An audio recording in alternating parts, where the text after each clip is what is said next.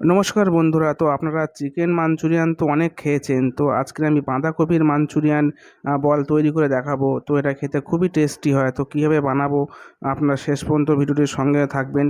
তো এখানে আমি একটা 1 কেজি ওজনের নিরেট একটা বাঁধাকপি নিয়ে নিয়েছি, খুবই সতেজ পরিষ্কার বাঁধাকপি।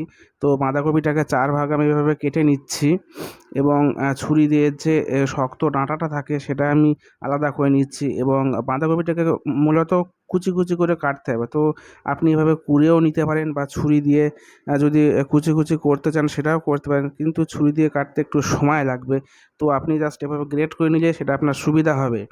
তো দেখুন আমার এখানে বাঁধাকপিগুলো পুরো গ্রেট করা হয়ে গেছে একদম। তো এতে আমি 1 চামচ পুরো নুন দিয়ে আমি এটাকে মিশিয়ে নিচ্ছি ভালোভাবে, কারণ বাঁধাকপিটা নুনের সঙ্গে মাখিয়ে 2 মিনিট আমি ছেড়ে দেবো। তো এর যে জলটা আমি এইভাবে পুরোপুরি একদম নিংড়ে নেব, কারণ জল থাকলে অসুবিধা হয়ে যাবে। তো বাঁধাকপি মানে নুন দেওয়ার ফলে পুরো জলটা পুরো আমি এখানে নিংড়ে নিয়েছি। তো আমার যেখানে শুকনো বাঁধাকপি পুরো পড়ে আছে, তো এর সঙ্গে আমি কিছু আদার কুচি আমি 1 চামচ দিয়েছি, কিছু কাঁচা লঙ্কার কুচি এবং একটু ধনেপাতার কুচি আমি দিয়ে দিয়েছি, পরিমাণ মতন 1/2 চামচ নুন দিয়ে দিয়েছি এবং আমচুর পাউডার 1 চামচ দিয়ে দিচ্ছি। আর এখানে যে আপনারা পেস্ট লাল শুকনো লঙ্কার পেস্ট করা আমি দিয়ে দিয়েছি 1 চামচ কালারের জন্য।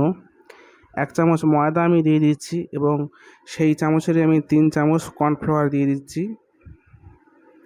এটাকে পুরোপুরি মাখাতে হবে। আর 1/2 চামচ আমি বেকিং সোডা দিয়ে দিচ্ছি, যাতে এটা চিকেন মাঞ্চুরিয়ান যে বলগুলো হয় সে বলগুলো ফুলতে সুবিধা হবে। তো আমার এখানে মিক্সারটা পুরোপুরি রেডি হয়ে গেছে। তো আমি এভাবে হাত দিয়ে পুরো গোল গোল আকারের বল আমি এখানে তৈরি করে নিয়েছি এরকম শেপে। বলগুলো আমার পুরো রেডি হয়ে গেছে। যদি এটা ভিজে ভিজে থাকে তো ওপর থেকে একটু কর্নফ্লাওয়ার আপনারা দিয়ে দিতে পারেন। তো তেলটাকে আমি এখানে কড়াইতে গরম করে নিয়েছি মিডিয়াম আছে। মাঞ্চুরিয়ানের যে বলগুলো আছে সেই বলগুলোকে উল্টে পাল্টে ভালোভাবে ভাজতে হবে। তো আঁচটা এখানে পুরোপুরি মিডিয়াম থেকে হাইয়ের মধ্যে থাকবে। খুব বেশি হাই দিলে উপরে পুড়ে যাবে, ভিতরে হবে না। তো এভাবে 7 থেকে 8 মিনিট আমি বলগুলোকে মিডিয়াম আঁচে তেলেতে ভাজবো।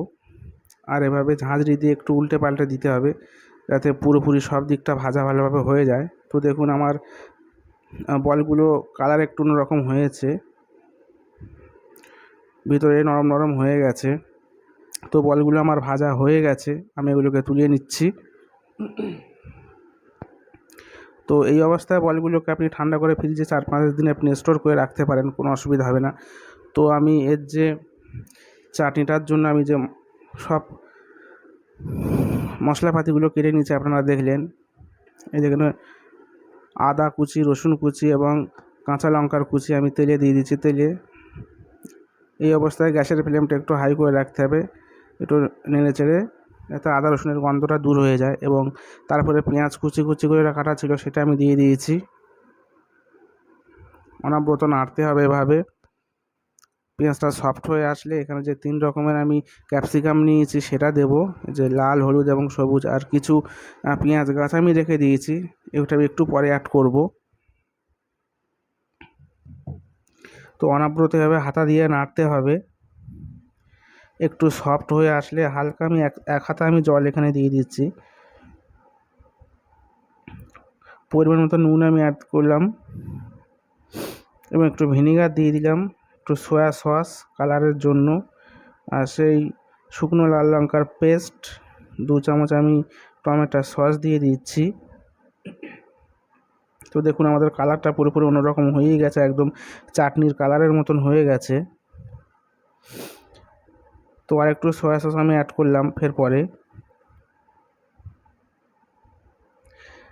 আর একটু থিকনেস বাড়ানোর জন্য আমি 1 চামচ কর্নফ্লাওয়ার আমি গুলে নিয়েছি। কর্নফ্লাওয়ারটাকে আমি একসঙ্গে দেবো না, আস্তে আস্তে আমি এভাবে ঘুরিয়ে ঘুরিয়ে দেবো এবং গ্যাসের ফ্লেমটাকে হাই রেখে এটা করতে হবে। তাড়াতাড়ি না আনলে এটার মধ্যে একটা দলা বেঁধে যাওয়ার মতন হয়ে যাবে। তো আমার এখানে এটা পুরো রেডি হয়ে গেছে। তো আমি একটা বলছি, যদি আপনারা বেশি একটু ঝোল ঝোল খেতে চান তো আপনারা চাটনিটা আরেকটু করতে পারেন। আর যদি একদম শুকনো শুকনো খেতে চান তো একদম শুকনো শুকনো করতে পারেন। আমি যেমন শুকনো শুকনো এটা করছি, বেশি ঝোল আমি এখানে করিনি। তো একটু উল্টে পাল্টে নিলেই আমাদের মাঞ্চুরিয়ান বল পুরোপুরি রেডি হয়ে যাবে। তো আশা করি ভিডিওটি অবশ্যই আপনাদের ভালো লেগেছে। আপনারা অবশ্যই বাড়িতে একবার বানিয়ে দেখবেন। তো আমার এখানে মাঞ্চুরিয়ান বলে পুরোপুরি রেডি।